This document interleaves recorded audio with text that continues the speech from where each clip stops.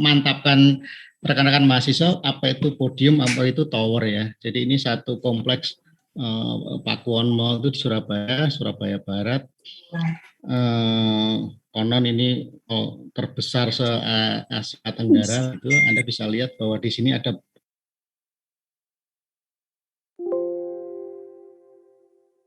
kemudian di atas itu ada beberapa hotel, ada Four Point, ada apa ya kalau nggak salah Westin, kalau nggak salah. Kemudian ada beberapa tower apartemen di sana. Nah ini contoh saja satu kawasan super blok ya, kita bilang super blok itu yang memang large scale ya, skala besar begitu yang banyak dibangun di kota-kota besar. Oke, lanjut. Nah, ini kita lihat set plan-nya ya. Kita bisa lihat bahwa sebelah kiri itu PTC itu Pakuwon Trade Center ya, suatu shopping center, kemudian mall 1, 2, 3, kemudian ada Ritz-Carlton towernya, ada Pullman, ada Ibis, kemudian ada beberapa apartemen di belakang. Nah, saya hanya ingin menunjukkan bahwa kalau kita lihat di sini, ini ternyata bangunan yang berbentang panjang itu hanya ada di saya lingkari ya, ada di void ya, atau ada di atriumnya ya, di atriumnya itu seperti itu. Nah, saya menduga bahwa nanti mahasiswa itu ketika membuat bangunan bentang panjang di podium itu ya mungkin posisinya akan ada di atrium misalnya, kalau ada atrium, atau misalnya di sport hall nanti juga memang ruang untuk kegiatan olahraga. Kalau dia convention hall adalah memang posisinya memang di area convention. Tetapi memang dia tidak menjadi satu dengan struktur di towernya, karena kita tahu bahwa kalau struktur tower dia memang harus bisa menyalurkan beban dari atas sampai bawah ya. Jadi rasanya sih tidak bisa ditransfer menjadi bentang panjang gitu ya. Jadi posisi struktur bentang panjang tidak berada jadi satu dengan struktur towernya. Jadi kalau kita lihat di skema ini kan seperti itu ya, di podium ini ruangan yang membutuhkan bentang lebar itu tidak pada posisi tertepat di bawah towernya gitu. Oke, saya contohkan di Surabaya Tengah itu juga ada TP.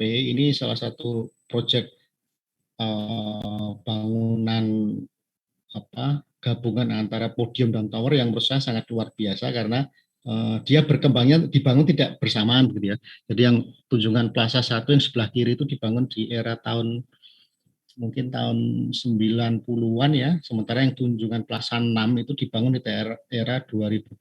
Jadi berserang kira-kira sekitar 30 tahun dia dibangun bertahap begitu, dapat lahan, kemudian berkembang seperti itu. Jadi luar biasanya ada proses membangunnya karena bangunan itu tidak dibangun bersamaan ya. Jadi sambung-sambung, basementnya juga sambung menyambung menjadi satu begitu, sebelahnya dibangun nembus gitu ya. Kalau kita lihat seperti yang tadi ya, bahwa di atas ini tower-tower, dan towernya ini memang ternyata ya tidak harus seragam gitu ya, baik tingginya, bentuk masanya, geometrinya dan lain-lain. Kalau kita lihat footprint-nya seperti ini ya, yang tadi saya sampaikan di warna hijau ini adalah yang dibangun di tahun 90-an, sementara di warna kuning itu dibangun baru saja gitu ya, 2002 ya, dibuka baru 2019 kalau tidak salah ya. Jadi seperti itu. Dan kalau kita lihat di sini di footprint ini bangunan yang bentang panjang itu barangkali ya ada di sekitar podium ya, di void, kemudian yang mungkin ada gedung galeri di situ atau di gedung pertemuan ya. Jadi memang posisinya si bangunan bentang panjang itu tidak berada persis di bawah dari tower. Saya lanjut. Nah, ini satu contoh lagi yang di Jakarta yang termasuk super blok yang relatif agak baru begitu ya. Ini seperti ini juga. Jadi di bawah itu hanya beberapa lantai saja mall. Tentu saja di bawah pasti ada basement ya, ada B1, B2 sampai mungkin B4 atau B5 begitu. Kemudian beberapa tower itu bisa muncul di sana dengan bentuk yang berbeda-beda, geometri yang berbeda-beda, ketinggian yang berbeda-beda ya. Seperti itu. Uh, ini apa bagaimana penempatan masa bangunan ya. Kalau kita lihat sebentar, kita lihat sebelah kiri ini, mungkin saya bisa coret-coret.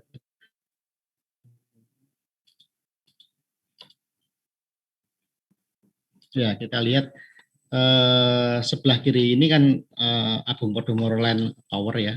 Kemudian di sebelah kanan ini adalah hotel, kemudian yang 3 tower ini adalah apartemen gitu.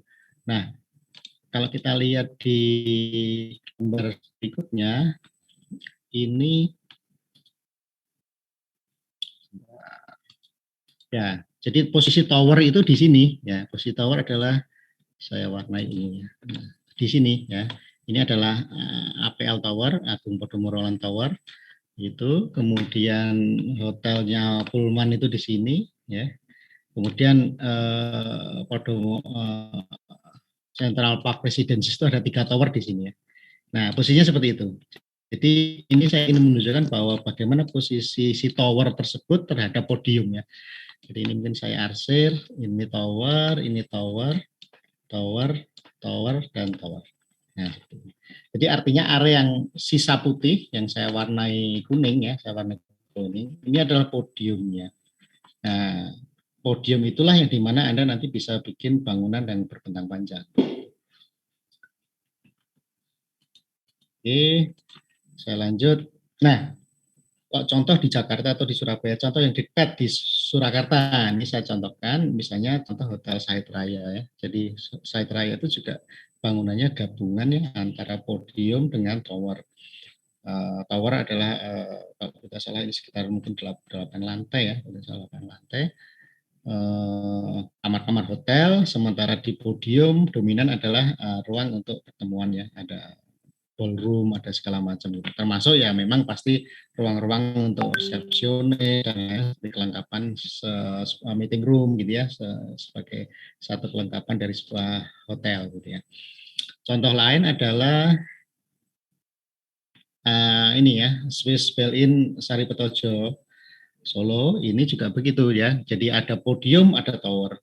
Jadi tower digunakan untuk hotel dan mungkin ada unit yang disewakan apartemen, sementara yang di podium itu di dipakai untuk retail ya atau mall. Nah, pada dasarnya kalau kita lihat basic konsep dari struktur bangunan itu sebenarnya skemanya seperti ini. Jadi ada podium warna biru itu, kemudian ada tower yang warna kuning, kemudian di sana ada intersection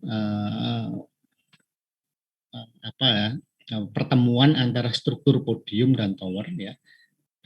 Dan tadi saya sampaikan bahwa Anda tidak bisa membuat struktur atau ruangan yang bentangnya panjang atau bebas kolom di area intersection tersebut. Kemudian yang di area, coba saya coret,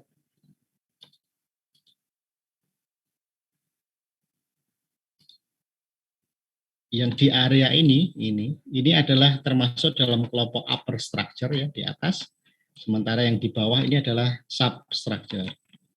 Nah, kita tahu bahwa untuk bangunan tinggi khususnya ini struktur bangunan tinggi sangat terbatas pilihannya untuk substructure ya. Jadi paling hanya pile tiang panjang gitu atau board pile atau tiang yang dibor dahulu. Nah, ini yang kadang mahasiswa arsitek tidak begitu interest terhadap struktur, terutama substructure ya. Jadi dan itu sering salah begitu sampai dengan level tugas akhir tidak bisa membedakan tiang panjang dengan bore pile misalnya seperti itu, atau tidak tahu bagaimana proses memasang tiang panjang tersebut atau membuat bore pile itu tidak tahu. Gitu. Nah, saya harapkan ini dipelajari apa sih bedanya tiang pancang, apa bedanya bore pile gitu ya. Nah, untuk yang podium strukturnya relatif hampir sama, ya mirip. Tetapi untuk bangunan-bangunan yang podium misalnya hanya 2-3 lantai saja, itu kita bisa ada alternatif pondasi lain ya, yang misalnya hanya dengan footpath atau dengan rough foundation, pondasi rakit, dengan pondasi sarang laba-laba, pondasi sumuran misalnya, itu masih bisa dilakukan. Tapi kalau sudah kita bicara tower, kita sudah arahnya sudah mencari tanah keras ya. Jadi kita mencari tanah yang sangat keras, yang ini saya gambarkan dengan bentuk yang seperti ini. Harus difahami bahwa posisi tanah keras itu dalam satu site itu posisinya bisa jadi beda-beda gitu, dan bedanya bisa jadi ekstrim gitu ya. Saya contohkan misalnya saat ini kita juga sedang membangun kampus hospital gitu ya. Dalam satu site yang hanya 5.000 meter persegi itu posisi fondasi borpalnya yang sebelah depan 14 meter, yang sebelah belakang itu 28,5 meter itu. Jadi 2 kali lipatnya itu posisi kedalaman si fondasi tersebut. Hanya dalam satu set yang hanya 5.000 meter persegi. Itu artinya apa? Ya memang ketika kita mendesain struktur gitu, kita memang untuk bangunan-bangunan yang berat gitu ya, yang bertingkat tinggi itu kita memang harus mencari tanah yang memang sangat keras di kedalaman tanah gitu ya. Jadi ini ada satu proses namanya soil investigation ya, atau penyelidikan tanah. Saya lanjut. Wujudnya seperti apa sih pondasi itu untuk bangunan bertingkat tinggi? Ya, ini di dalam grafis saya ini kan ada tiang ya, tiang ini apakah tiang panjang, kemudian ada yang warna putih itu namanya pile cap, namanya pile cap.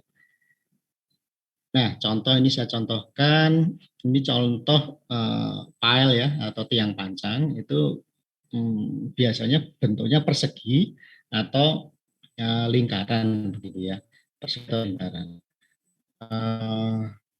Ukurannya macam-macam ya, ada misalnya diameternya ada yang 40, ada yang 60, ada yang 80, tergantung dari perhitungan struktur tersebut. Kita sebagai arsitek mungkin tidak mampu untuk bisa menghitung bagaimana dimensi si substruktur seperti apa, tapi secara prinsip kita harus tahu bahwa ini tuh ada tiang, ada kumpulan tiang begitu ya, dan kumpulan tiang ini akan disatukan dengan namanya pile cap tersebut untuk ditransfer gayanya, untuk mentransfer gaya dari bangunan di atasnya lewat kolom utama. Kalau kita gambarkan posisi, oke. Ini gambar ini adalah saya ingin menunjukkan bagaimana wujud dari tiang pancang dan bore pile ya. Sebelah kanan ini adalah tiang pancang yang sudah dipancangkan ya. Nah, kalau kita bicara dipancangkan itu kita bicara metode ya. Berbagai macam metode untuk memancangkan ini ya. Yang metode yang standar kita menggunakan hammer ya, kita pukul begitu tiang pancangnya sehingga ya ketika itu dipukul itu akan jadi satu suara yang sangat keras begitu ya, sangat keras. Nah, dan menimbulkan getaran. Nah, ini yang terkadang akan menimbulkan dampak pada lingkungan. Sehingga kalau kita menggunakan tiang pancang, kita harus melihat kondisi kita, lahan kita itu memang di sekelilingnya bangunan atau tidak begitu ya. Kalau di sekelilingnya penuh bangunan, kita tidak boleh menggunakan metode yang dengan hammer seperti ini ya. Jadi kita bisa menggunakan metode lain, misalnya dengan check-in pile gitu ya, dengan hidrolik begitu, sehingga kita bisa masukkan tiang pancang itu relatif lebih mulus, tidak ada gangguan suara maupun getaran. Walaupun dengan teknologi tersebut, dengan hidrolik atau check-in pile itu ada kendala nih, misalnya si tiang itu terantuk, ada batu di dalam tanah begitu, itu dia tidak bisa nembus gitu, karena ya kekuatan hidroliknya mungkin tidak bisa mencukupi untuk menembus batu tersebut. Nah, ini yang salah satu kelemahan dari tiang pancang, ketika dia menemukan sesuatu yang benda yang sangat keras di dalam tanah, dia berhenti begitu. Akan berbeda dengan yang sebelah kiri. Sebelah kiri adalah bore pile. Bore pile itu prinsipnya adalah tanah itu dibor dulu, kemudian diberi tulangan, baru dicor begitu. Nah, ini contoh aja yang real begitu ya, posisi bore pile yang sudah jadi seperti ini. Ya, Anda mungkin berkomentar kok bentuknya jelek banget, gedenya beda-beda, pating pletot gitu ya. Ya itulah bore pile. Karena dia dibor di dalam tanah, sementara permukaan tanah kan tidak mulus ya. Kadang ada runtuh, kadang ada cekungan gitu. Begitu dituang oleh ready mix beton, dia akan si beton itu akan mencari posisinya sendiri-sendiri sesuai dengan bentuknya lubang itu gitu ya, sehingga dia mungkin bisa membesar, mengecil gitu ya. Tapi itu sebenarnya satu keunggulan karena dengan beton yang bentuknya tidak rata itu dia bisa friksinya bisa bagus. Jadi maksudnya bisa kencang itulah kalau kita melubangi lubang itu masukkan dan dia eh, menyesuaikan bentuknya dengan lubang tersebut gitu ya. Itu kan artinya dia itu sangat sangat apa kuat gitu ya. Bahasa Jawanya kencang lah kan, seperti itu. Memang bentuknya nggak beraturan, kesannya nggak rapi, tapi itu sebenarnya suatu kondisi yang baik gitu ya. Gitu. Oke, ini bedanya tiang pancang dan board pile. Kemudian setelah selesai dari tiang pancang ini apa sih di atasnya? Itu yang di atasnya adalah yang namanya pile cap ini. Nah, mungkin mahasiswa arsitektur nggak kenal namanya pile cap ini. Jadi pile cap ini ya semacam seperti sepatu lah ya, sepatunya dari si apa tiang-tiang kumpulan tiang itu, entah dia pile entah itu board pile. Nah, dia dibikin semacam sepatu seperti ini untuk sebagai tempat penyaluran gaya lah. Jadi penyaluran gaya dari atas itu gaya dari atas, dari sini, dari tower ini, dari deretan kolom-kolom di atas ini akan disalurkan ke sini, kemudian disalurkan ke masing-masing tiang. Nah, jumlah tiang pile ini kalau dalam grafis mungkin mahasiswa kalau bikin gambar potongan ya cuma digambar 2 saja. Padahal sebenarnya ya tergantung hitungan strukturnya. Dalam satu pile cap ini bisa saja 8, bisa saja 2, bisa saja 6, bisa saja 12 gitu ya. Kalau kita lihat ini sebelah kiri ini adalah pile cap yang sedang dicor gitu ya. Nah, di sini tuh ada titik tiang panjangnya atau titik borpelnya gitu ya. Ada jumlahnya macam-macam gitu. Nah, setelah selesai tulangannya dimunculkan, sudah muncul ya. Kemudian dia akan dicor menjadi satu pile cap. Gitu. Nah, jadinya adalah seperti yang di atas ini. Kira-kira seperti inilah jadinya. Seperti ini. Oke, jadi ini bagaimana substructure dari bangunan ya, bangunan dan bangunan. Kemudian kita beralih ke atas, kita beralih ke upper structure. Nah, ini upper structure ini sebenarnya kalau bangunan yang hanya bertingkat puluhan, maksudnya di ini kalau lihat ini ya, itu bangunan di 30 30 lantai ke bawah itu strukturnya hampir sama dengan kita membuat bangunan 2 lantai, 3 lantai gitu, membuat rumah tinggal saja. Jadi dengan rigid frame ya, jadi rangka gabungan antara kolom balik yang rigid begitu ya, sambungannya rigid. Tapi begitu bangunan itu sudah jumlah lantainya semakin tinggi, itu biasanya dia akan menghadapi lebih banyak dalam tanda kutip gangguan itu, misalnya angin ya. Nah, kita tahu bahwa terpaan angin di ketinggian lantai 30 dengan lantai 50 itu akan berbeda jauh gitu ya. Nah, kalau kita belajar tentang teknologi fasad gitu ya, kita kalau kita bangunan rendah kita mungkin kita bikin ruko saja itu kita sudah nggak terlalu risau fasadnya seperti apa. Tapi kalau kita sudah bikin high rise building di ketinggian 30 lantai atau berapa, kita sudah harus menghitung berapa beban anginnya, berapa beban dorong angin, berapa beban hisapnya angin ya. Angin jangan lupa loh, angin itu bisa dorong, bisa menghisap gitu. Jadi kalau angin itu menghisap, fasad itu bisa copot gitu, bisa copot. Nah, itulah yang makanya sampai ada konsultan khusus fasad bangunan gitu, karena dia akan menghitung secara detail beban-beban yang terjadi pada fasad bangunan di ketinggian tertentu. Saya balik lagi pada struktur itu, ketika bangunan sudah semakin tinggi biasanya bangunan itu akan diperkuat dengan berbagai macam cara begitu ya. Yang umum adalah misalnya dengan semacam truss ya, truss itu atau rangka-rangka silang begitu ya. Ada truss frame gitu ya. Dan posisi truss frame-nya itu mungkin ada yang di dalam, ada yang di fasad, ada yang di dalam ruang dan lain-lain. Fungsinya sih untuk perkuatan bagaimana bangunan itu bisa lebih stabil. Jangan lupa bahwa bangunan tinggi itu mengayun ya. Jadi bangunan tinggi itu bergerak gitu ya.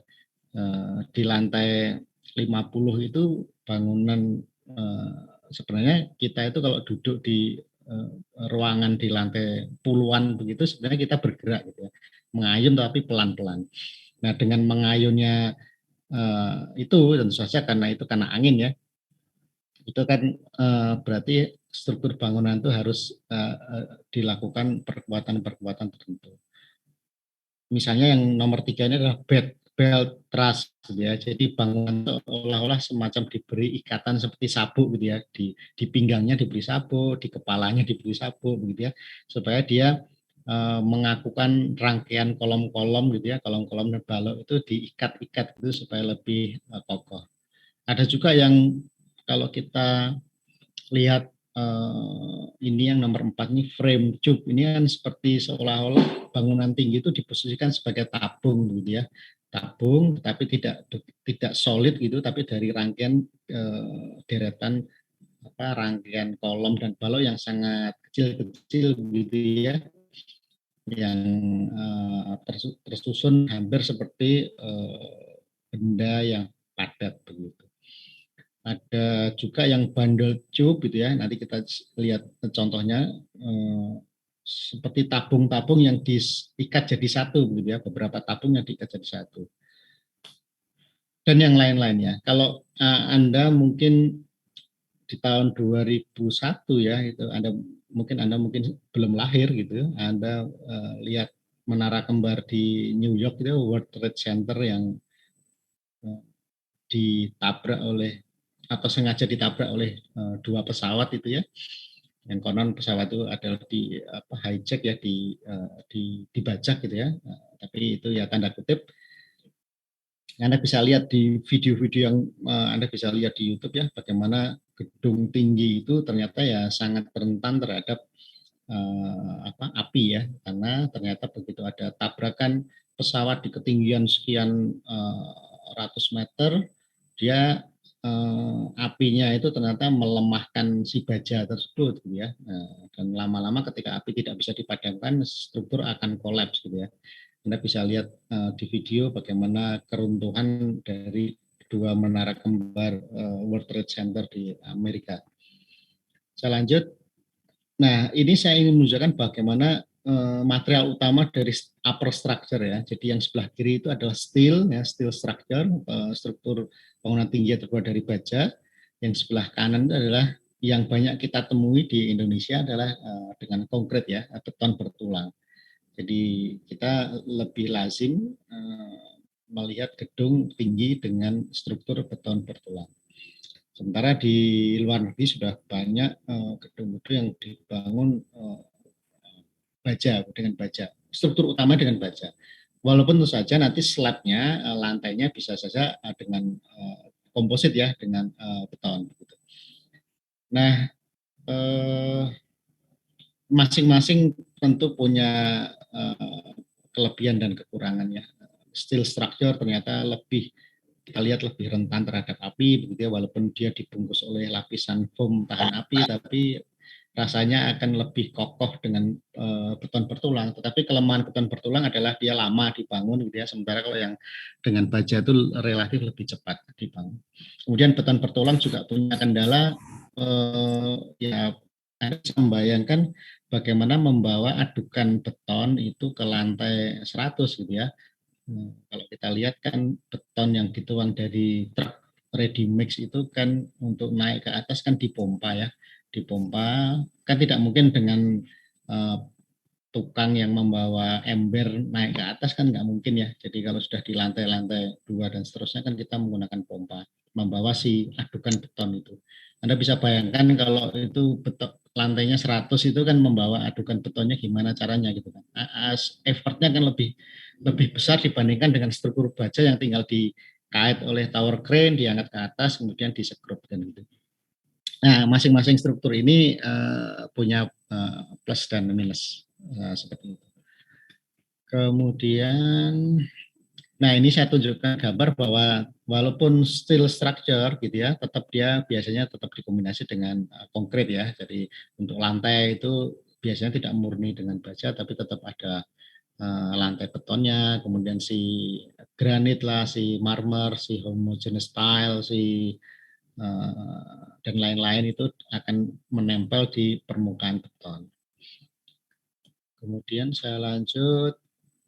Nah, ini beberapa kita sudah bicara bagaimana bangunan tinggi itu dengan berbagai macam strukturnya tadi yang saya tunjukkan di depan variannya, dia terus berkembang seiring dengan berjalannya waktu ya, dengan semacam dengan teknologi yang semakin canggih, dengan teknologi penemuan material yang semakin baru gitu ya, selalu baru begitu, dia berkembang ya.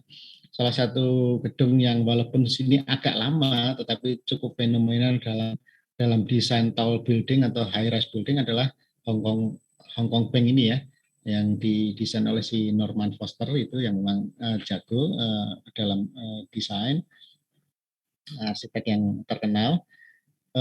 Ini salah satu struktur yang tidak lazim dalam bangunan tinggi karena dia itu bukan struktur rigid frame, bukan struktur kolom balok biasa, tetapi dia itu suspended ya, suspended structure. Jadi strukturnya itu digantung gitu, bukan disokong dari bawah tapi digantung. Ada yang bilang bahwa bangunan Hong Kong Bank ini seperti gantungan baju gitu ya, karena memang ternyata lantai-lantai yang ada itu memang tergantung. Jadi kalau ini tiangnya ya, tiang ini saya warnai kuning, kemudian ini saya warnai pink, ini adalah hanger bajunya gitu ya, hanger baju. Nah, yang saya warnai merah ini adalah plat lantainya gitu ya. Plat lantainya itu digantung ke atas ke hanger-hanger ini, ke hanger-hanger ini. Jadi tidak ada kolom ke bawah gitu. Jadi ini teknologi suspended structure yang biasanya diterapkan di jembatan gitu, ini diterapkan di bangunan tinggi. Anda bisa lihat yang batang-batang ini yang sebelah kiri ini kan untuk apa menggantung lantai ke atas. Jadi ini salah satu struktur bangunan yang ya menurut saya termasuk fenomenal dalam tinggi begitu. Kemudian terkait dengan tadi apa sih bundle tube itu ya. Jadi ini Sears Tower di Amerika ini struktur bangunan yang terdiri dari rangkaian tabung-tabung ya, tabung-tabung atau box-box itu yang dirangkai seperti ini. Ya. Jadi kemudian di tengah ini ada semacam apa ikatan ya, ada ikatan seperti ini. Ini ada beltnya, ini ada beltnya kayak di. Jadi saya membayangkan ini seperti apa ya? Kita ada bambu-bambu yang kemudian di tiap segmen itu kita ikat. Ini contoh varian dari konsep struktur bangunan tinggi. Kemudian ada lagi ya untuk mencegah bangunan itu apa bergoyang terlalu besar begitu ada yang digunakan ada desain yang menggunakan cross bracing ya tadi kita sebutkan cross bracing dan cross bracing ini memang terkadang jadi bagian tidak hanya struktural tapi jadi bagian arsitektural gitu ya. Jadi di gedungnya John Hancock Center ini dia cross bracing itu ditampilkan di fasad gitu ya. Itu bagian dari struktur. Jadi silang-silang yang muncul ini adalah memang struktural. Dia fungsinya sebagai pengaku gitu ya, pengaku bangunan gitu ya. Jadi kalau di rumah tinggal itu kan ada kuda-kuda kayu itu kan ada namanya balok angin ya. Itu sebenarnya kan sama ini prinsipnya cross bracing untuk mengakukan bangunan tersebut. Memang di contoh di Indonesia di Jakarta itu ada bangunan yang kesannya cross bracing tapi ternyata dia hanya elemen estetika saja, fasad saja. Kalau kita lihat kantor Kementerian Agama Indonesia itu kan juga fasadnya cross bracing seperti ini, tapi itu hanya elemen estetika saja, arsitektural saja untuk menampilkan citra geometrik gitu ya. Tapi kalau di kasus ini dia fungsinya struktural, ya, cross bracing. Oke, saya lanjut. Nah, tadi yang sempat saya ingatkan bahwa ternyata bangunan tinggi itu mengayun ya, bergerak ya. Seperti kita melihat pohon kelapa itu kan juga dia tidak diam gitu ya, kena angin dia bergerak. Memang seperti itu dan bangunan memang didesain seperti itu, bisa bergerak, bisa mengayun seiring dengan kondisi angin dan mungkin ada gempa. Nah, apa maksudnya? Jadi maksud yang saya sampaikan adalah secara teori sederhana bahwa antara, saya kembali ke slide yang awal. Nah, antara podium dan tower itu secara teoritik dasar struktur itu biasanya dia dipisah ya, secara struktural dipisah. Karena perilakunya terhadap angin, perilaku terhadap gempa, perilaku dirinya ketika dia bergerak itu akan berbeda. Si podium dengan tower itu juga ayunannya akan berbeda.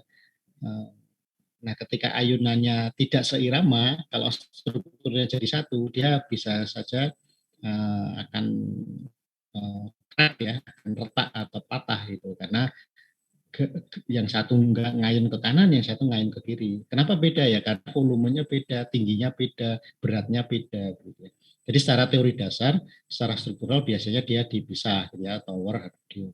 Tapi barangkali seiring kemajuan teknologi, ya ada memang strukturnya bisa jadi satu, gitu ya. Tapi secara teori dasar bahwa ini dipisah. Pemisahannya ya itu yang kita namakan namanya dilatasi pemisahan ya. Kemudian di pertemuan itu ada yang kita namakan expansion join ya. Joinnya itu kita namakan expansion join. Itu saya rasa Anda sudah mendapatkan teori tersebut di mata kuliah struktur. Oke, ini tentang tadi sampai John Hancock Center, kemudian ini buckling ya apa bangunan yang mengayun. Nah, seiring berkembangnya teknologi, orang membuat high rise building tidak biasa saja begitu ya, tapi sudah mulai aneh-aneh begitu ya. Kalau kita lihat di Shanghai itu ada yang Shanghai Tower itu dia modelnya di twist gitu ya, dipuntir begitu ya, seperti itu. Di Indonesia ada bangunan yang dipuntir sebelah kanan ini di Surabaya ini namanya Avian Tower ya, Avian Tower milik salah satu perusahaan cat ternama di Indonesia. Ini juga dia twisting begitu ya, bangunannya twisting. Seperti itu di Jakarta ada juga bangunan yang twist gitu ya di Rasuna Epicentrum itu seperti itu. Nah, ini memang akhirnya arsitek yang bicara di sini ya, tidak hanya struktur tapi arsitek akhirnya selalu mencari hal yang baru terhadap desain bangunan. Nah, yang kalau kita lihat di Marina Bay Sands di Singapura itu kan juga ada bangunan tinggi yang strukturnya itu semacam terbelah seperti itu dan di atasnya itu ada bangunan yang menggabungkan gitu ya, menggabungkan 3 tower tersebut dengan satu bangunan yang seperti kapal tersebut dan di ujung itu ada satu overhang yang luar biasa panjang begitu. Nah, menyikapi bentuk seperti ini sebenarnya kita sebagai arsitek melihatnya dari sisi logika gaya saja sebenarnya, bahwa sebenarnya gaya itu kan kalau boleh saya coret-coret di sini, ini kan disalurkan ke dalam tanah begitu ya, seperti itu. Beban-beban disalurkan ke dalam tanah, kemudian di atas itu ada satu ikatan gitu ya, tentu saja ikatan ini nanti akan diselesaikan ya, apakah ikatannya ini sendi gitu ya, apakah dia roll, itu kan ahli struktur yang akan menentukan. Tapi kita melihatnya ini sebagai ya bagaimana ini satu benda yang punya beban, dia penyaluran gaya ke bawah ke dalam tanah. Kemudian yang di overhang ini saya rasa ini juga tidak pendek loh ini sangat overhangnya ini sangat panjang begitu ya. Anda mungkin heran, loh ini kok tidak jadi melengkung seperti ini gitu ya. Nah, kita lihat bahwa secara logika Betul, memang di sini tidak ada kolom yang menyokong, tapi kita lihat bahwa di sini tuh ada tumpuan dan di sini tuh ada beban yang counterweight-nya kan gitu ya, namanya counterweight ya. Jadi beban yang menyeimbangkan gitu ya. Jadi ada semacam di sini tuh ada bandulnya begitu, sehingga overhang yang kelihatannya luar biasa jauh ini ada counterweight yang besarnya seperti ini. Sama prinsipnya seperti kalau kita lihat apa tower crane ya. Kalau kita lihat tower crane itu kan ini towernya, kemudian ini ada apa lengannya yang sangat jauh, kok bisa ya dia apa ngangkat beban yang besar gitu ya, kok bisa kok tidak patah ya. Kita lihat di sebelahnya di sini bahwa di situ ada counterweightnya, ada balok-balok beton sebagai counterweightnya dari si tower ya. Jadi ini kita lihat logika sederhana tentang gaya, dan itu arsitek harus bisa ini ya, bisa bisa harus bisa melihat apa konteks keseluruhan teori penyaluran gaya itu dengan benar gitu ya, dengan benar dan dengan logik.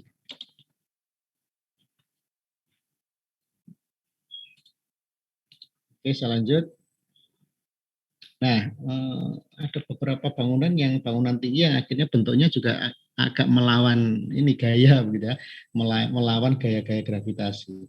Kalau kita lihat CCTV tower ya di Beijing ya kalau nggak salah ya, itu juga bangunannya seolah-olah melawan gaya-gaya gravitasi ya. Ada bangunan yang semacam overhang gitu ya, jadi overhang yang luar biasa apa jauh gitu ya. Kita lihat di sini overnya. Ya ini sudah tentu saja oleh ahli struktur sudah dihitung bagaimana dia counterweight-nya dari si beban di situ tuh apa. Kita tidak tahu telapak di pondasi di bawah itu seperti apa gitu ya. Sebagai penyeimbang dari beban, karena tentu saja kan ketika ada ada beban yang tidak ada tiangnya di sini, itu berarti kan ada semacam apa momen yang terjadi ya, momen yang apa mengakibatkan bangunan itu kayak seperti mau ambruk ke kanan gitu ya. Nah, tapi dalam desain strukturnya kita tidak tahu apa yang di dalam tanah ini sebagai apa penyeimbang lah, penyeimbang di sana. Seperti juga ketika kita itu memanggul tukang apa tukang kuli di pasar itu ya, dia memanggul karung beras di punggungnya, ada dua karung gitu kan, seolah-olah kan dia eh, harusnya kan apa jatuh ke belakang gitu ya, tapi ternyata tidak, dia bisa berjalan. Itu karena ada semacam counterweight-nya dengan cara apa, dia membungkuk, dengan cara dia mendorong badannya ke arah depan dan lain-lain. Itu teorinya saya rasa hampir sama dengan di desain-desain bangunan. Nah, yang ekstrim adalah misalnya contoh di high rise proposal di Dubai ya, apa ini bangunan ini ya, bangunan yang bisa twisting begitu ya, bisa dan dynamic ya, dynamic. Jadi dia bisa berubah-ubah bentuk, tiap lantainya dia bisa bergerak begitu, revolving ya, bisa revolving begitu, dan diprogram dengan komputer sehingga dia fasadnya bisa berubah, kemudian orientasi masing-masing rumah juga bisa berubah, mungkin bisa muter karena ingin menikmati apa pemandangan, bisa menghasilkan bentuk yang sculptural dan lain-lain. Jadi ini saya menunjukkan gambar ini ingin menyampaikan pada mahasiswa bahwa ketika orang sudah membangun bangunan tinggi, dia akhirnya terus tidak hanya sekadar fungsional, akhirnya juga dari sisi estetik, dari sisi citra yang mau dibangun, dari sisi fungsi lebih yang akan ditampilkan, itu menjadi sekarang menjadi bagian dari pertimbangan desain dari bangunan tinggi. Oke, nah sekarang saya akan beralih ke, masih ada waktu setengah jam, saya akan beralih ke bangunan bentang panjang. Bangunan bentang panjang itu disebut dengan banyak istilah ya. Jadi ada yang menyebutnya bangunan bentang panjang gitu, tapi ada yang menyebutnya bangunan bentang lebar gitu karena sangat lebar gitu ya. Ada yang menyebutnya bangunan bentang panjang karena bentangnya itu panjang gitu ya. Saya rasa ini hanya masalah istilah saja. Dalam bahasa Inggris kita sebut ada yang menyebutnya horizontal span building, ada yang menyebutnya long span building gitu ya. Ada yang menyebutnya adalah horizontal long span building. Rasanya sih maksudnya apa kurang lebih sama.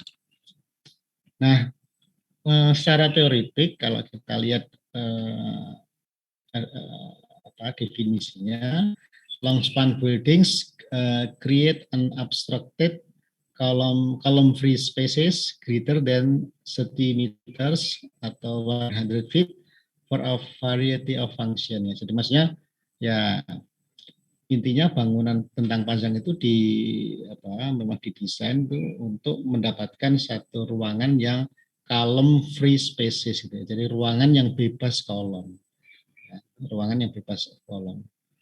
Nah, di sini disebutkan bahwa this include activities, maksudnya ini untuk fungsi-fungsi apa sih? Kenapa kok orang membuat bangunan yang tidak boleh ada kolomnya? Misalnya yang pertama adalah where visibility is important for large audiences, gitu ya. Jadi di mana visibilitas itu sangat penting, begitu ya. Contohnya misalnya auditorium, stadium yang tertutup, gitu ya. Itu kan orang butuh duduk melihat sesuatu di depannya begitu ya tanpa terganggu oleh deretan kolom. Gitu ya.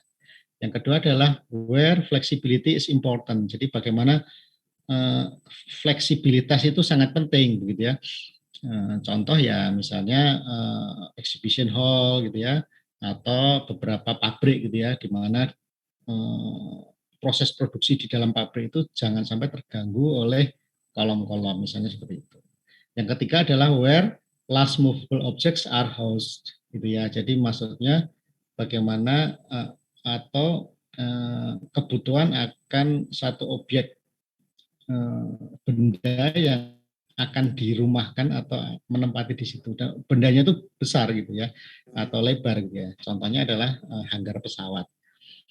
Jadi itu yang mendasari kenapa orang itu membutuhkan bangunan yang bentang panjang. Dalam Tor Stupa 5 ini kan disebutkan bahwa kita harus bikin indoor sport hall begitu, bikin ruang konvensi atau bikin ruang-ruang yang lain gitu ya, yang membutuhkan sesuatu yang lebar. Di in the late 20th century, ini apa ini maksudnya? Ya, jadi ini masalah bentang lebar saja ya. Berapa sih bentang lebar yang dicapai di era abad 20 gitu ya. Jadi misalnya stadion itu bisa membentang bentang lebar itu sekitar 200-an meter gitu ya. Exhibition juga bisa sampai 200-an meter begitu. Kemudian untuk hanggar pesawat itu bisa sampai sekitar berapa nih ya, katakanlah sampai 80 meter lah ya. Jadi yang paling mendapatkan peringkat terbesar memang adalah stadion atau exhibition hall ya, yang bisa membentang sekitar 200 meter lebih seperti itu. Nah, ini penjelasan dari tadi. Jadi bagaimana ketika visibilitas itu satu bentuk yang penting untuk audiens, gitu ya. Kalau kita melihat di Indonesia seperti gedung MPR DPR itu sebetulnya dengan struktur cangkangnya dan art sistemnya itu sebagai tempat untuk wakil kita, ya, wakil kita di dewan gitu ya. Yang digajinya lumayan banyak itu Anda bisa lihat di sosial media, gajinya besar sekali ya, begitu. Itu tempat untuk rapat gitu ya, rapat di sini. Ya, kemudian where flexibility is important ya, misalnya exhibition hall ya, kan tidak nyaman kalau di antara deretan mobil-mobil yang dipamerkan itu ada deretan kolom-kolom, jadi pandangannya akan terganggu. Kemudian nah ini bagaimana ketika large movable object are housed gitu ya. Jadi pesawat itu pesawat tempat parkir gitu ya, tempat parkir, tempat berteduh dan tempat misalnya di servis kan nggak mungkin ini ketika perbaikan kan di luar atau di udara terbuka kemudian dipasangnya tenda kan nggak mungkin ya. Jadi dia harus masuk ke dalam satu ruangan itu. Nah, mengenai struktur bentang panjang menurut definisi tadi ya memang kalau secara teori dasarnya bahwa dia bentangannya adalah lebih dari 30 meter ya. Sehingga struktur misalnya seperti struktur kuda-kuda kayu, kemudian struktur misalnya struktur berbahan kayu dan struktur yang misalnya jaringan misalnya seperti itu ya, itu biasanya capaian bentangnya tidak sampai 30 meter sehingga memang dia tidak termasuk dalam struktur bentang panjang. Nah, macam struktur bentang panjang yang ada itu saya kelompokkan menjadi 6 ya. Yang pertama adalah rangka batang dan rangka ruang, jadi trusses and space frame. Yang kedua adalah struktur kabel dan pelengkung atau arc and cable. Yang ketiga adalah struktur membran yang meliputi pneumatik, tent atau tenda, dan net atau jaring. Kemudian yang keempat adalah cangkang dan dome, ya, cell and dome. Yang kelima adalah folded plate atau struktur lipat. Dan keenam adalah gabungan dan pengembangan. Jadi kalau kita tahu bahwa struktur bentang panjang itu saat ini sudah tidak tidak persis seperti teori struktur di masa lampau yang nomor 1 sampai nomor 5, tapi sudah sifatnya sudah beberapa sistem dan pengembangannya. Contoh yang pertama tadi yang kita bicara tentang trusses and space frame itu ya, ini contohnya seperti ini ya. Truss frame itu adalah satu rangka-rangka segitiga yang membentuk suatu bidang datar. Jadi yang sering mahasiswa itu rancu antara space frame dengan truss frame gitu ya. Kalau space frame itu rangkaian batang-batang itu membentuk ruang gitu. Sementara kalau truss frame itu rangkaian batangnya itu membentuk satu bidang datar saja, ke arah sumbu X, ke arah sumbu Y gitu ya. Jadi bidangnya datar. Kalau space frame itu rangkanya meruang seperti ini ya. Jadi ini space frame itu seperti susunan batang yang dirangkai dengan panjang yang hampir sama atau identik gitu ya. Kadang sama, kadang tidak gitu. Dia akan membentuk suatu ruang prismatik gitu ya, dan berulang gitu ya, sehingga ketika dia di copy gitu ya, di copy paste ke samping begitu, ruang-ruang itu akan membentuk suatu bentangan tiga dimensional yang sebagai satu kesatuan. Nah, sering Anda tuh kalau space frame bicara ball joint, ini sebenarnya ball joint adalah sistem sambungannya gitu ya. Bagaimana batang-batang itu disambung menjadi satu rangkaian itu dengan salah satunya adalah dengan ball joint. Tapi tidak hanya ball joint saja gitu ya. Karena ternyata ada sistem yang lain, misalnya yang di gambar sebelah kanan itu ada yang unistrut gitu, kemudian ada octaplate, kemudian ada nodes, kemudian ada yang lain gitu ya. Jadi atau sistem triodetik misalnya gitu ya. Jadi ini hanya masalah bagaimana menyambung ya, menyambung batang-batang itu dengan satu komponen tertentu. Memang belakangan ini yang berkembang pesat adalah yang dengan ball joint gitu ya, karena mungkin dugaan saya dia memang lebih fleksibel, lebih mudah memasangnya, lebih mudah merangkainya seperti itu. Ya, kalau Anda kepengen lihat space frame ya Anda bisa lihat stadion-stadion lah ya, stadion-stadion misalnya contoh Stadion Mahan itu dia pakai space frame ya, pakai space frame. Oke, ini contohnya ya. Kelebihan space frame adalah dia ringan gitu ya. Kalau Anda lihat batang-batangnya kan relatif kecil gitu ya, langsing. Kemudian kemampuan batangnya juga cukup lebar gitu ya. Kalau dipandang, kalau saya boleh sebut kelemahannya adalah satu, ya kalau ini kotor itu bersihnya sulit gitu ya. Maksudnya kan batangnya banyak sekali ya, karena ini kan rangkaian batang-batang yang tersusun sedemikian rupa gitu ya. Ketika dia kotor itu ya menurut saya sulit gitu ya. Kita lihat beberapa proyek yang menggunakan space frame yang sudah lama, gedung-gedung lama ya. Misalnya gedung pertemuannya UPN Jogja itu kan dia juga pakai space frame. Kemudian ada beberapa gedung yang saya amati, kalau gedung-gedung lama itu atap rangkanya jadi ya kusam gitu ya, kusam. Kemudian ya ini subjektif ya, efek visualnya ketika kita di bawahnya kan kita melihat ke atas itu ya subjektif ya. Orang-orang punya persepsi sendiri, tapi kalau kita lihat jadi apa ya, apa kesannya mungkin agak rumit begitu ya, kesannya agak rumit begitu. Nah, tapi ini subjektif lah. Nah, yang saya lihat salah satu kelemahannya adalah dia tidak bisa dibebani beban yang berat gitu ya. Jadi space frame itu memang Anda lihat kan material atapnya juga material yang sangat ringan gitu ya. Jadi dia tidak bisa digantungi di bawah itu itu dengan beban-beban yang berat misalnya. Jadi jarang atap yang menggunakan space frame itu kemudian di bawah ada elemen-elemen plafon, apalagi ada, selain plafon ada misalnya ducting AC, ada lampu, ada sound system yang berat-berat tuh saya lihat kok jarang gitu ya gedung-gedung yang menggunakan space frame ya. Karena dugaan saya memang dia harus strukturnya atau harus menerima beban yang ringan. Karena kita lihat ya batangnya memang langsing-langsing. Oke, arc system dan kabel system itu banyak dikolaborasikan untuk civil works ya, untuk bangunan-bangunan sipil yang Anda bisa lihat. Tapi sekarang ya bentuk lengkung ini dan kabel ini banyak digunakan di stadion-stadion. Kalau ada pengamat atau suka bola, Anda bisa lihat stadion-stadion yang di dunia ini kan bentuknya udah sangat cantik ya, keren-keren begitu ya, dengan struktur yang aneka ragam. Contoh seperti ini ya, penerapan arc and cable dalam dunia arsitektur itu ya untuk biasanya yang populer banyak di stadion-stadion olahraga, ya, lapangan sepak bola lah ya seperti itu ya, bentuk-bentuk lengkung.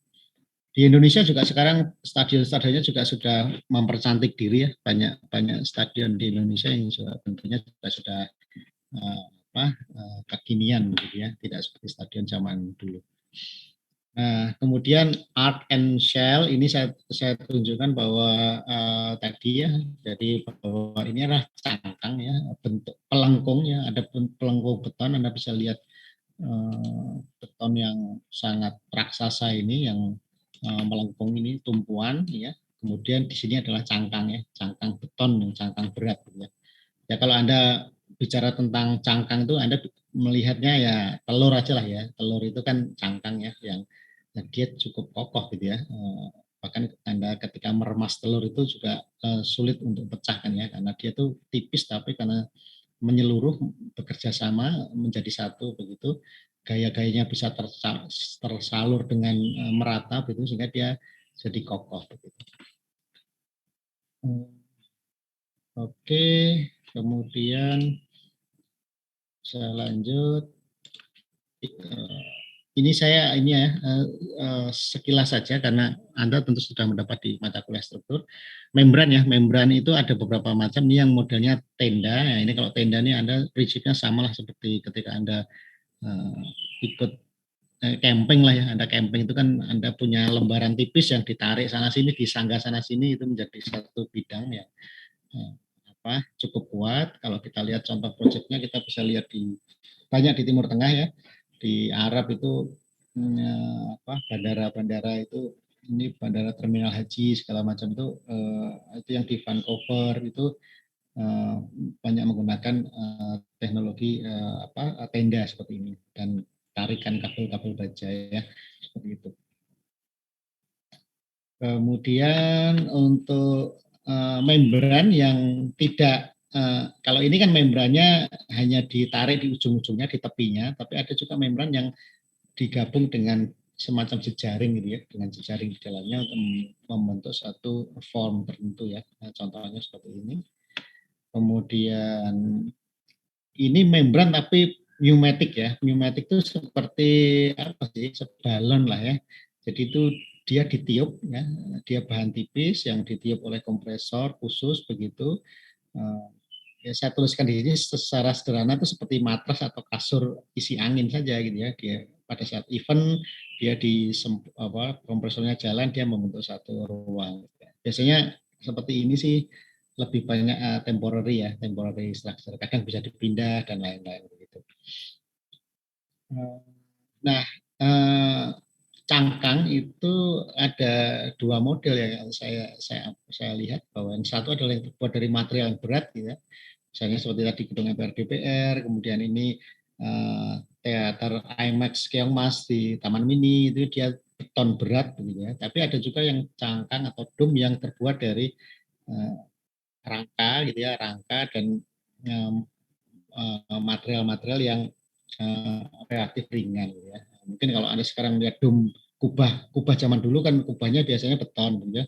Tapi kubah-kubah masjid zaman sekarang kan sudah berupa rangka dengan material logam misalnya apa uh, uh, apa namanya enamel steel kemudian kadang menggunakan apa cangkang GRC dan lainnya. Jadi sifatnya lebih ringan. Kalau zaman dulu dia cangkang berat gitu ya, beton yang tebal. Folded plate ya folded plate ini juga dua model, satu adalah yang berat begitu yang beton tebal, atau satu sekarang yang ringan ya. Prinsipnya seperti yang digambar di atas itu. Jadi ketika misalnya Anda punya kertas, kemudian Anda lipat-lipat, itu ketika Anda taruh di dua ujung, Anda pegangi begitu, dia akan menjadi satu bentuk kaku gitu. Tapi kalau kertas lembar ditahan di dua ujungnya, dia akan melendut. Tapi kalau begitu dilipat, ada lipatan seperti ini, itu dia akan kaku. Gitu. Ini prinsip dasarnya seperti itu. Nah, ini yang gambar sebelah kanan adalah folded plate yang berat yang terbuat dari beton gitu ya. Anda bisa lihat ya, hanya diikat di satu ujung saja dia bisa overhang seperti itu, beton begitu ya. Sementara kalau yang bidang lipat yang ringan gitu ya, yang dibantu dengan batang-batang rangka itu ya bisa menghasilkan bangunan-bangunan dengan berbagai macam bentuk ya, rasanya seperti itu ya. Kalau dengan material beton memang ya bentuknya tidak terlalu bisa lebih leluasa saya rasa gitu ya, karena ya masalah ketebalan, masalah volume dan lain-lain akan berpengaruh. Nah, itu struktur-struktur bentang panjang yang dasar, tapi seiring teknologi material, teknologi komputer berkembang, itu bentuk-bentuk struktur bentang panjang menjadi sangat variasinya menjadi sangat banyak, begitu variatif gitu ya. Anda mungkin bisa lihat misalnya contoh bird nest ya, bird nest ya, si stadion, lagi-lagi stadion ya di Beijing itu ya Anda mungkin bisa lihat di YouTube-nya itu luar biasa gitu ya. Jadi karena teknologi komputer sangat berperan dalam mendesain bangunan ini ya. Kenapa dinamakan bird nest ya memang ini seperti sarang burung gitu ya. Memang terinspirasi dari sarang ranting-ranting yang digempolkan oleh burung gitu ya. Nah, ini Anda bisa lihat di videonya bagaimana bentuk yang sangat tidak teratur ini bisa dibangun gitu ya, sangat terbantu oleh teknologi komputer. Dan secara teoretik ya ini nggak mungkin dihitung dengan manual, dengan mekanika teknik biasa, saya rasa nggak mungkin ya. Ini sudah dibantu dengan software-software penghitung struktur yang canggih begitu. Yang kedua adalah water cube ya di sebelahnya sebenarnya bangunan ini juga Anda bisa lihat di videonya itu bagaimana dia mengcreate karena filosofi bangunan ini memang apa namanya aquatic center ya, tempat kolam renang begitu, sehingga dia terinspirasi dari molekul air begitu, atau busa dari air, sehingga dia harus membentuk fasad seperti itu, yang fasad seperti itu bisa didukung oleh struktur yang tidak beraturan seperti itu. Jadi ini saya rasa salah satu pengembangan struktur bentang panjang yang saat ini ya berkembang pesat seiring kemajuan teknologi komputer, seiring kemajuan teknologi software penghitung struktur, dan seiring dengan kemajuan atau kreativitas si sang arsiteknya. Gitu.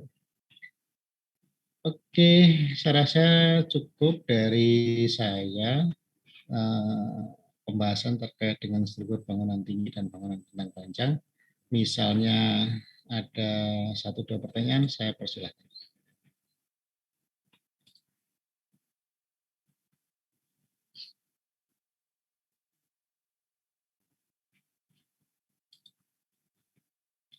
Saya mengingatkan di chat ada absensi.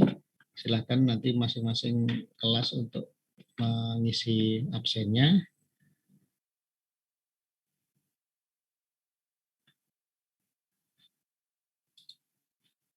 Adakah pertanyaan terkait dengan materi struktur bangunan tinggi dan bentang panjang? Silakan, kalau boleh lewat chat, boleh lewat verbal. Sambil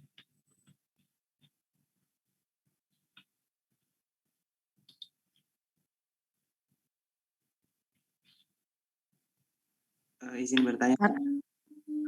boleh, silakan. Saya Nasyad Yafabi, ingin bertanya. Tadi kan Bapak menjelaskan kalau podium itu fungsinya seperti piringan, kalau ada lilin itu seperti piringan lilin gitu. Jadi untuk tumpuan dari tower itu sendiri. Tapi kenapa struktur dari podium tidak boleh disatukan dengan towernya itu sendiri? Justru tidak boleh digabungkan strukturnya, itu gimana Pak? Oke, ya. Jadi sebenarnya tadi saya ingin menggambarkan saja bahwa apa itu podium, apa itu tower gitu ya. Ini seolah-olah seperti kalau kita lihat bangunan itu seperti lilin dengan si tatakannya, piringnya gitu ya. Nah,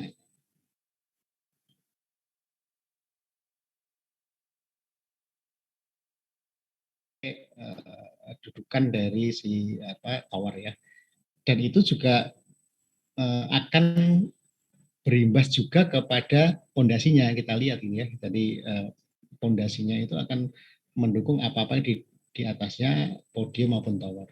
Nah, yang jadi catatan kenapa saya dalam tanda kutip melarang Anda membuat satu struktur bentang lebar di podium itu karena pada dasarnya struktur bentang lebar itu kan prinsipnya bahwa apa tadi contohnya ya, saya contohkan space frame gitu ya, itu kan karena bentangnya lebar gitu ya,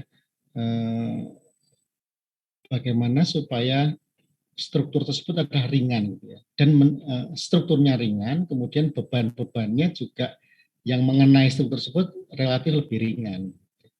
Nah, bisa dibayangkan ketika misalnya struktur bentang panjang itu harus dibebani oleh beban yang sangat berat di tower gitu ya, itu tidak mungkin gitu ya.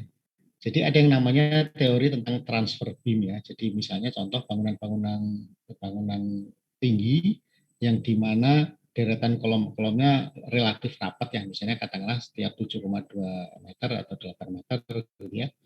Nah, ketika di lantai bawah, saya nggak mau, misalnya si owner nggak mau, klien kita nggak mau bahwa di lantai bawah karena di bawah untuk hall begitu atau lobby, saya nggak mau deretan kolomnya terlalu rapat gitu ya. Kita bisa menggunakan semacam namanya transfer beam ya, atau balok yang mentransfer gaya-gaya yang dari tiap 8 meter itu ke dalam tanah gitu ya. Nah, kita bisa menghilangkan satu kolom begitu ya, sehingga jadi 16 meter misalnya gitu ya, dengan yang namanya transfer beam tersebut.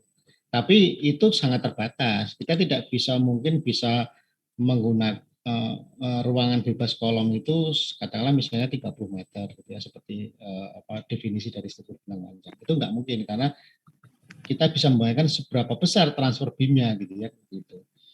Nah,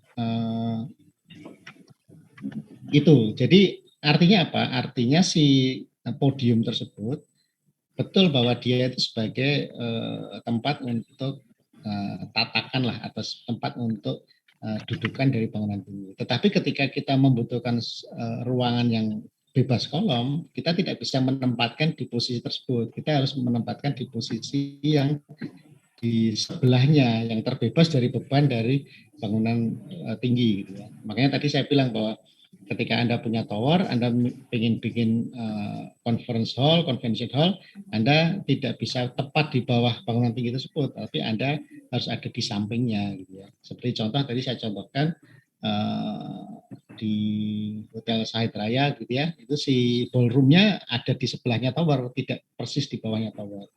Misalnya Sari Petojo Swiss Bell Inn Sari Petojo itu juga ada hotel, kemudian si pusat perbelanjaannya dahulu itu ini ya, Ramayana Robinson itu ada di sampingnya, tidak persis di bawahnya. Kira-kira begitu, Dek. Semoga bisa terjawab atau bisa memahami yang berarti yang tidak diperbolehkan itu struktur rangka panjangnya ya Pak, bukan bentang panjangnya, ya. Itu. Ya, betul. Ya, betul. Struktur berat memiliki beam dan balok yang rangket itu, yang berat itu masih bisa Pak. Masih bisa gitu ya. Kita kalau kita lihat tadi beberapa contoh bangunan yang saya coba share screen lagi ya. Oke. Misalnya ya ini yang saya contohkan ini kan misalnya si Autograph Tower di kawasan Tamrinan yang jadi bangunan tertinggi di Indonesia sekarang itu kan juga begitu. Podiumnya ini towernya itu kan bertumpu di podium. Di podium itu fungsi-fungsi kolom-kolomnya rapat di sana gitu ya, sehingga fungsi-fungsi yang masih bisa dilayani di podium itu ya misalnya contoh ya misalnya retail, kemudian restoran, gym, kemudian misalnya kafe, itu kan nggak ada masalah itu kalau kolomnya rapat gitu. Tapi kalau sudah bicara convention hall, bicara indoor stadium, bicara sport hall gitu, itu kita sudah nggak bisa tuh di podium situ. Harus di situ, tidak persis di tower. Gitu. Terjawab ya? Terjawab Pak, terima kasih. Oke, ada yang lain? Bu Indra ini bertanya apa? Boleh diceritakan Pak, bagaimana pengalaman Paknya berbentang? Halo Bu Indra. Bu Indra monitor nggak?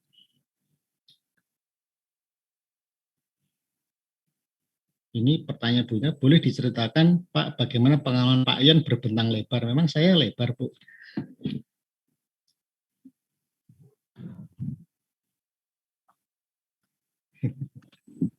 Izin bertanya boleh Pak? Boleh Khairul Anwar. Ini sebentar masih masih ada kira-kira maksimal 15 menit ya, karena ini hari Jumat. Mulai Pak. Kedengeran nggak Pak? Silakan. Ya, ini kan kuliah struktur untuk stupa apa ya? Ya. Jadi saya ingin menanyakan Pak ya, nantinya di stupa itu yang tercantum seminimalnya atau secara umumnya strukturnya apa aja Pak ya? Atau lebih kayak Bapak jelasin bentang lebar di auditorium seperti ballpointnya ukurannya atau cross spacingnya ukurannya, atau secara garis besar apa aja Pak ya yang nanti tercantum di lembar kerja stupanya. Terima kasih Pak. Oh ini bicara dokumen yang harus Anda siapkan di stupa ya. Jadi begini, kalau gambarannya ya, yang pertama Anda harus ngerti sistem ya, ngerti sistemnya yang mau dipakai. Anda misalnya nanti koordinator Pak Komar menetapkan bahwa oke, Anda harus bikin harus building lengkap gitu, atau mungkin sampai batas tertentu, kemudian harus bikin long span building apa dengan fungsi apa gitu ya. Oke, Anda harus ngerti sistemnya. Untuk yang high rise seperti apa, yang long span apa. Kan banyak tuh pilihannya ya. Anda juga dapat mata kelas struktur bentang panjang juga di SKU ya.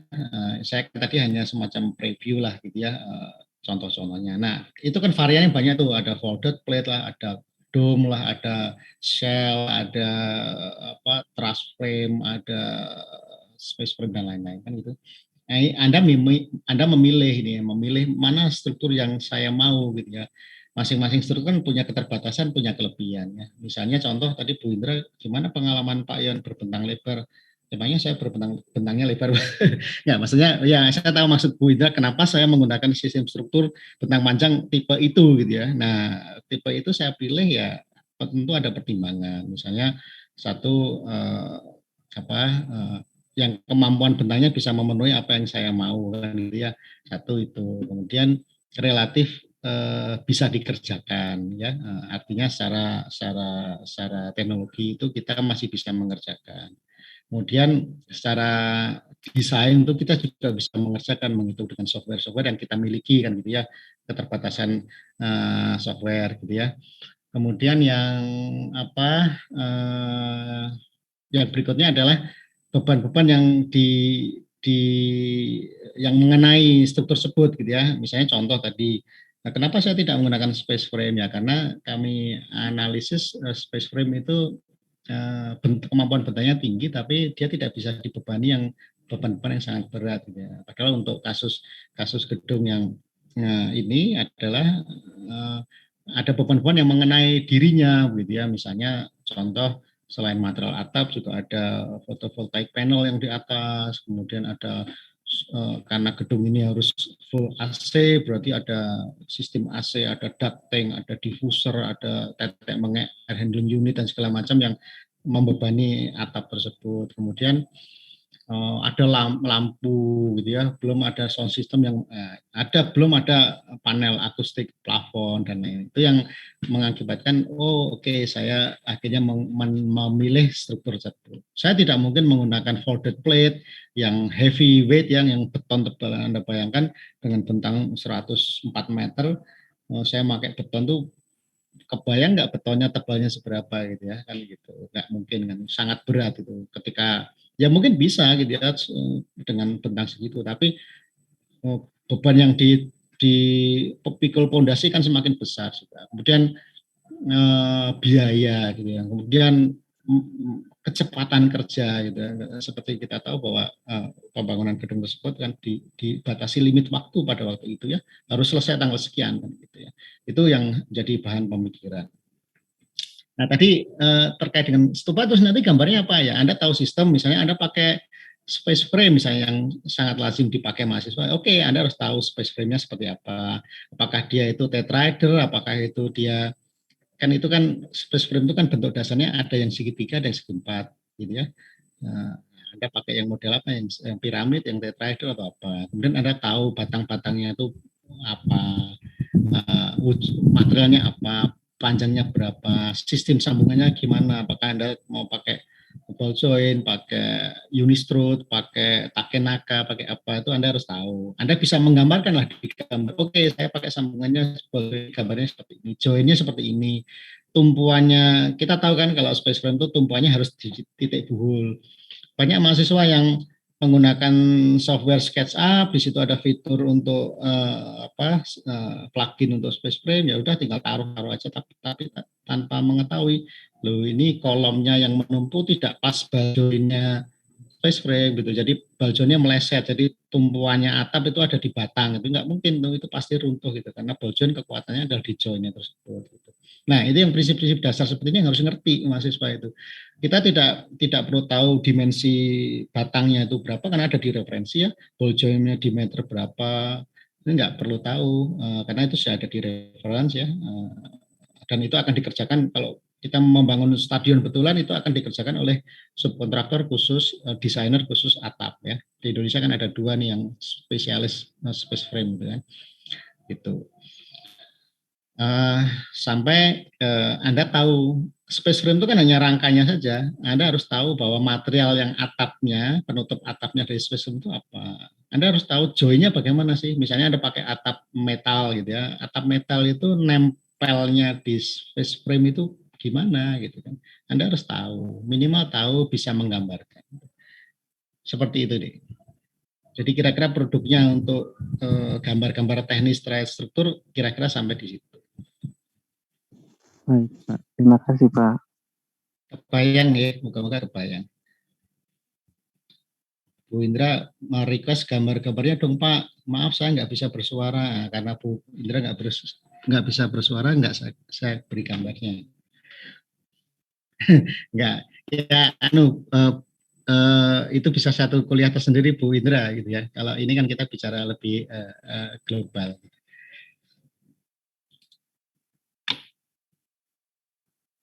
nantilah di lain kesempatan kalau ada sesi yang khusus membahas itu bisa kita agendakan. Ada pertanyaan lain? Mungkin dari Bapak Ibu dosen memberikan tambahan atau memberikan masukan atau mungkin dari Pak Komaron yang akan memperjelas terkait TOR. Mungkin kita masih ada waktu 10 menit sebelum kita bersiap untuk sholat Jumat. Pak Kom, mungkin ada arahan terkait dengan TOR barangkali. Oh iya, oke, saya mendengar. Monggo, saya serahkan ke Pak Kom terkait dengan ini. Mungkin sesi saya sudah cukup. Oke. Pak Kom mungkin terkait dengan penjelasan lebih lanjut terkait TOR. Monggo silakan Pak. Baik Pak Yon. Bismillahirrahmanirrahim. Assalamualaikum warahmatullahi wabarakatuh. Waalaikumsalam warahmatullahi wabarakatuh. Ya, tadi sudah dijelaskan banyak, panjang lebar, panjang dan lebar ya, panjang seperti ARS, lebar seperti podiumnya yang mau lebar, jadi mudah-mudahan bisa menangkap. Saya yang mau mengingatkan saja, mungkin 5 menit saja nih. Intinya mahasiswa sudah mulai ini ya, membuat paper ya. Bab 1 sampai 4 itu sekarang saatnya dikerjakan karena sudah banyak istilahnya bisa dikatakan TOR sebagai latar belakang. Kemudian tadi Pak Yon menjelaskan tentang struktur, tadi bisa dijadikan kajian pustaka. Pokoknya sudah mulai mencicah ya, nanti kita di grup masing-masing stupa bagi-bagi tugas, intinya begitu, bagi-bagi tugas. Siapa dapat bagian bab berapa gitu dibagi-bagi, supaya papernya yang 1 sampai bab 4 itu ya sebisa mungkin selesai minggu depan lah kalau boleh, supaya tidak terlalu lama-lama di paper. Nah, khusus bab 5 memang mandiri, jadi agak lama enggak apa-apa. Tapi kalau yang bab 1 sampai 4 kan hanya bisa dikatakan memindah-mindahkan saja. Oke, jadi intinya saya mau mengingatkan sekarang saatnya mulai merintis papernya. Nanti ketua kelas, masing-masing ketua kelas membagi siapa mendapat apa gitu. Karena sudah gede-gede nggak usah diatur oleh dosen, nggak apa ya. Jadi paper diatur aja oleh ketua. Kemudian ketika sudah ke arah bab 5, memang itu sudah produk individual. Itu yang terpenting yang pertama. Kemudian yang kedua terkait konten atau isi tugas, ini ada kayak semacam peringanan atau dispensasi gitu. Jadi Bapak Ibu dosen sepakat untuk semacam meringankan beban mahasiswa supaya mendesainnya tidak terlalu berat, dengan cara ada penekanan yang berbeda ya, ada 2 proyek itu penekanannya berbeda. Kalau yang podium lengkap ya, ruang dan bentuk itu harus lengkap desainnya ya, di nata potongan detail lengkap ya, pokoknya ya, yang bagian podium. Sementara untuk yang bagian tower itu boleh hanya bentuk saja, biar tidak terlalu berat bebannya. Itu Bapak Ibu dosen mau meminta begitu. Jadi Anda diringankan untuk ke arah yang sekarang ini, karena fokusnya tentang lebar, maka yang tower belum ketemu ruangnya enggak apa-apa. Tapi kalau ketemu ya enggak apa-apa, semakin bagus ya. Namanya nilai tambah. Jadi boleh aja ada mahasiswa yang sampai menemukan ruang-ruangnya yang di high rise itu boleh. Minimal ketemu bentuknya saja. Kita menggunakan semacam teori function follow form itu ya. Jadi fungsi mengikuti bentuk. Seperti tadi Pak Yon juga menjelaskan bagaimana skyscraper itu dipuntir, skyscraper itu dibelah dan sebagainya. Itu kan ada temuan. Kalau beban terbesar di high rise itu ternyata lateral sama horizontal, vertikal, lateral itu horizontal mendatar, vertikal itu berarti meninggi. Maka paling menakutkan kalau gempa seperti di Jepang, pokoknya high rise itu paling ngeri kalau di daerah gempa itu paling ngeri. Akhirnya sampai permainan fondasi, pegas dan sebagainya itu pokoknya high rise itu beban kena gempa, beban kena angin ya yang paling berat. sebagai gambaran, saya aja kerja di lantai 12 dulu, hanya buka jendela itu kertas sudah mabul ya, anginnya sangat gede. Atau ingat ketika waktu kecil itu main layang-layang itu, kalau ada layang-layang kan angin kencangnya di ketinggian sekitar 20 meter itu sudah dapat angin kalau bahasa Jawanya. Jadi akhirnya orang-orang zaman sekarang menggunakan pendekatan, disebutnya sekarang terkenal dengan parametrik gitu ya, arsitektur parametrik. Jadi melalui software-software yang rumit, akhirnya ketemu beban-beban yang besar di atas itu.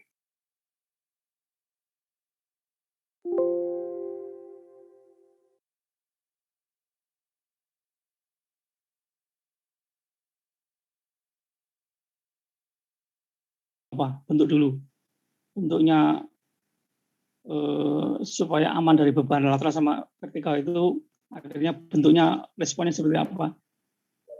Tidak ada valid apa gitu ya, tapi beberapa pilihan, kalau mau tipe yang ulir, mau tipe yang bolong, tipe yang itu masing-masing ada pilihan-pilihan lah. Syukur-syukur ada yang mempunyai pendekatan tipe-tipe parametrik ya, kalau ada ilmunya sudah, software yang sudah dikuasai, boleh. Zaman dulu namanya CATIA, yang kita sudah punya lab sendiri namanya di teknik mesin itu ada CATIA. Itu mampu, itu komputer itu mampu ya memodeling gitu ya, beban ketinggian 100 meter itu apa saja, terus ketinggian 50 meter itu apa saja, ketinggian itu tuh mampu semua itu. Karena dia memang spesialis untuk pesawat terbang, di mesin itu untuk pesawat terbang itu mampu. Terus responnya harus kayak apa itu di CATIA itu mampu. Itu yang suka bikin seperti itu Norman Foster itu, arsitek Norman Foster, Mbah Kakung itu sudah menggunakan pendekatan CATIA. Kemudian menyusul ke arah ke sini sampai akhirnya sekarang yang terkenal dengan ada yang Gosser, ada yang Rhinoceros, ada macam-macam, pokoknya yang sekarang ini memudahkan arsitek lah. Software baru banyak. Silakan kalau ada yang punya kemampuan itu menggunakan bentuknya nanti pakai parametrik ya, pakai software boleh. Jadi belum menemukan ruangnya tapi menemukan bentuknya karena terkait gaya-gaya yang bekerja padanya, itu boleh.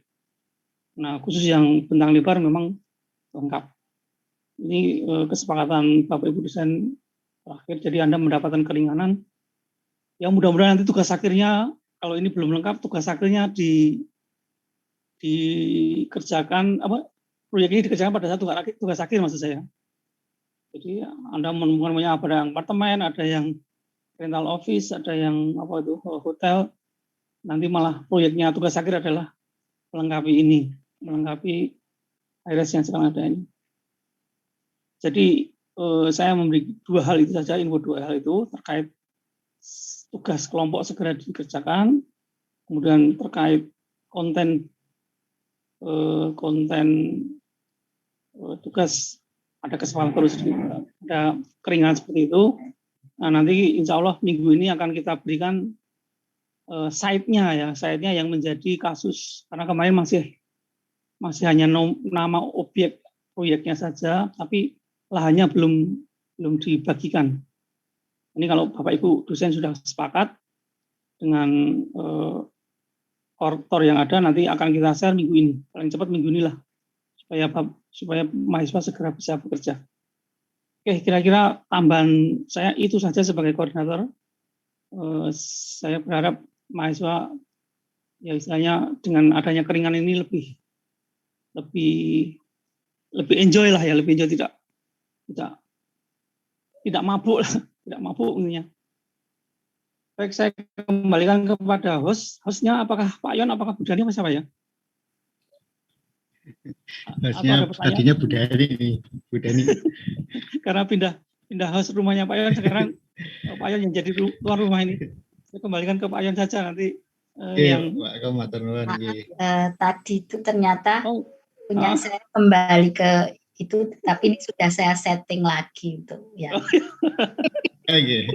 Nah, napa kuliah mulai Bu Dani? Kenapa? Kuliah lagi. habis jembatan kuliah lagi. Monggo kalau ada ya. Sudah Lanjut.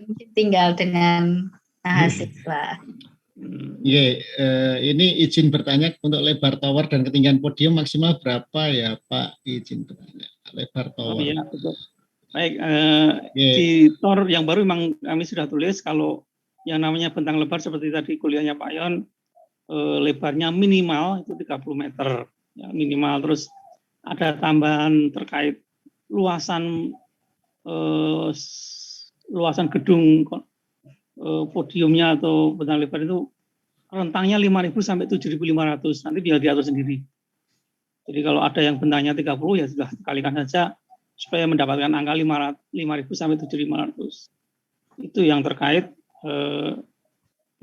bentang sama luasan tambahan ya, luasan podiumnya. Sementara untuk towernya karena skyscraper ikuti Kalaya aja, ketinggiannya minimal 40 lantai atau 150 meter.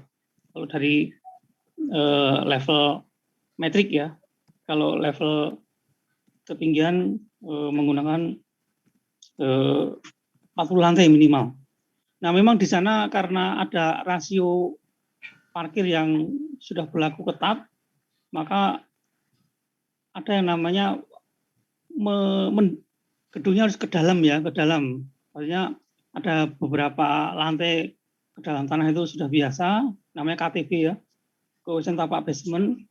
Jadi itu tapi tidak dihitung ketinggian karena yang kesepakatnya kalau dihitung itu berdasarkan ground floor ke atas.